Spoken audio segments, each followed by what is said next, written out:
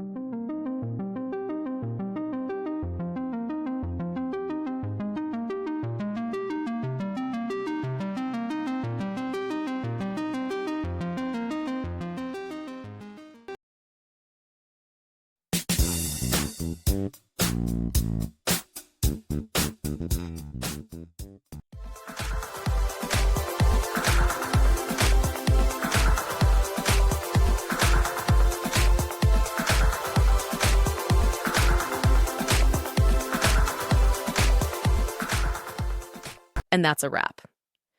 I hope you found the answer you were looking for. If you did, take a second to hit that subscribe button. It really helps out. And let me know in the comments which solution worked best for you. See you next time in the debug zone.